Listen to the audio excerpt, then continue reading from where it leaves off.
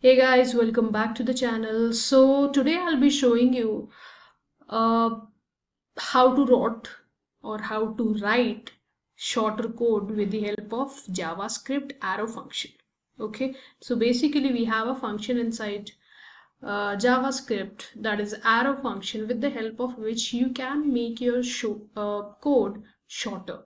Okay, like how does actually that work? So let's say I am just writing an HTML code in order to print hello world. I have also included JavaScript in it. So we'll start off with the HTML and then I'll directly go to the body part wherein I'll just use the p tag. So I'll have a p with ID. I'm just giving it as, let's say, demo. Okay, and I'll close this p tag.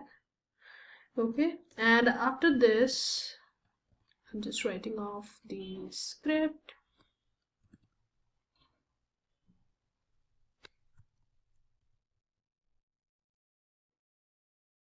Okay, so script, what I'll be doing is I'm just taking a function which will help me to print, or which would rather help me to return hello world in my web page. Okay, so basically how we write that, so let's say I take hello and then I write function. So basically hello is my function.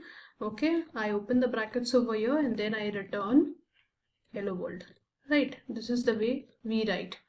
So hello.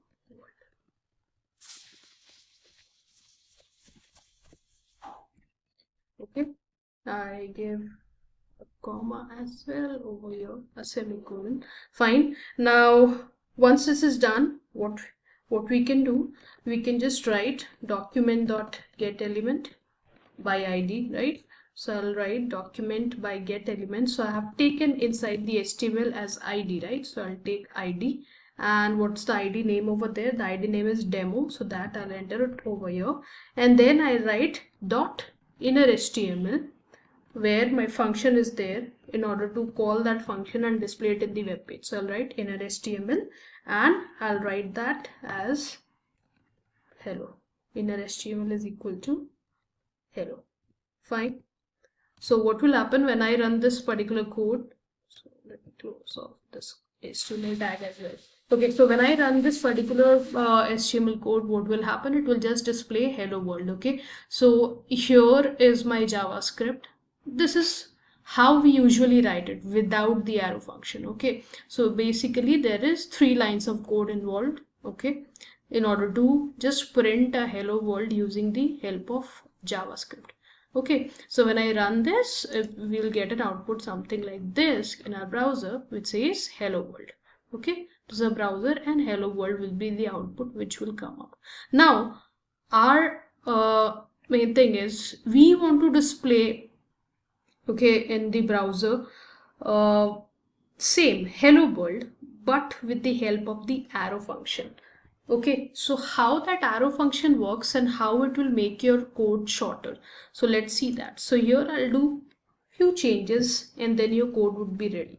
Right, so I'll take, let's say, uh, the function name as my function.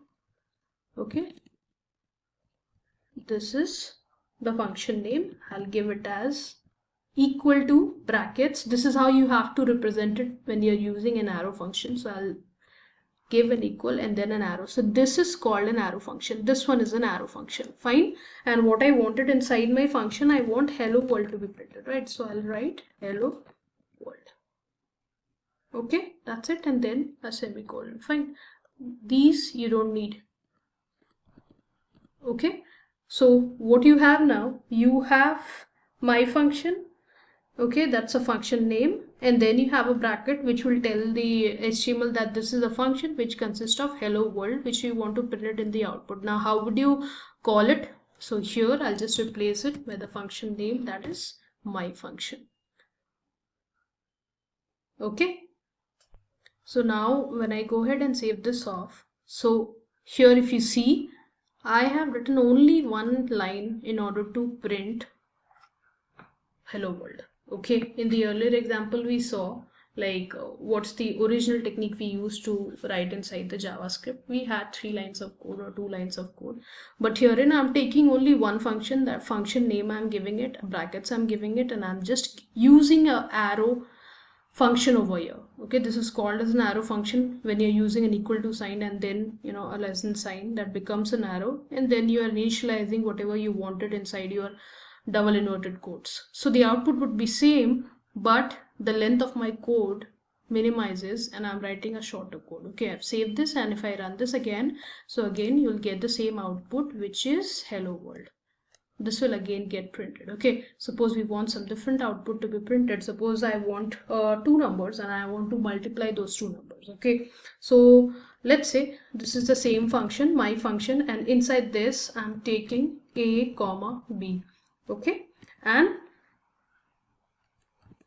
so here, and I'll pass on the parameter that is a comma b, and I'll take the arrow function. So what would be the output which I want? I want the multiplication of a and b. So I'll write arrow function and then a multiplied by b. So basically this particular bracket, it's used for argument, and after the arrow function, whatever you write, that would be your output. Okay, so here what we want to do, we want to pass on the parameters value as well. Suppose I pass on 4,5 in the next line. Okay, so my function, and then these are the parameter, or these are the arguments which you are giving. That means a value will be 4, b value will be 5, and then when it will be called, it will print 4 into 5. Fine. So if I just save this one and let me try to run it again. So let's open it directly from here because I closed it. So it's J. So the J. Okay. So this is what we got in the output. That means the output is a multiplied by b. That means 20. So if you see this here, what we did, we just wrote one line of code. That's it. So one line of code helped us to give you a value, which earlier we were using like 2-3 lines of code in order to perform this function. Now here, if you change this, and if you write a JavaScript which will give you a multiplication of 2 numbers in the web page, at that point of time you have to write at least 4 lines of code. Why? Because you have to first of all take 2 variables, that is a and b. You have to give some values to it, and then you have to go ahead and multiply it, and then all these things you have to do it inside one particular function. But with the help of arrow function, you can directly write it in one single line, and then you can show it in your output. Okay, now many things can be done with the arrow function. So what are those things? Let's see. So if I just want to pass on some parameters to my function, okay, so I'll write something like this with the help of arrow function. So you can write hello world, and then, or let's say I just write hello, and then you can write plus, and then you can mention your, let's say, val, and inside this I write as well. Okay, so what will happen here when I write my function, I'll just call val. So what will happen, whatever value you will give to the parenthesis or the parameter that is val, it will get printed. So I'll write, let's say, hello universe. Okay, now when I save this off and when I try to run this off, if you see, refresh it. Okay, let's check what's the issue. So here just include one line, that means like the function which we missed out. So here let my function, and you can give a space, and then that's. So what basically you're doing, you're telling the HTML that this is my function, wherein the function is representing to hello, and then val is the parameter which I am passing. So inside, when you call this using the get document.get element by id, my function, and then universe, so hello and then universe will be printed together. That means hello plus this parameter, that is val, will be printed together. Okay, so if you just save it, so Control S, and then we'll try to open. So that's what you get, hello universe. Okay, so this is how you can use an arrow function inside JavaScript in order to make your code shorter and play with your code. But the main thing which you have to understand is, when you are using an arrow function, it will only work when you have a one line of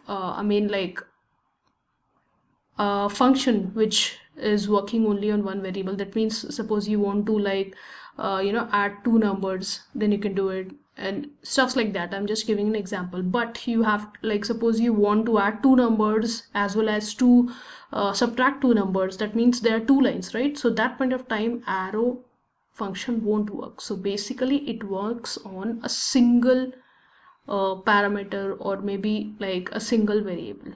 Okay,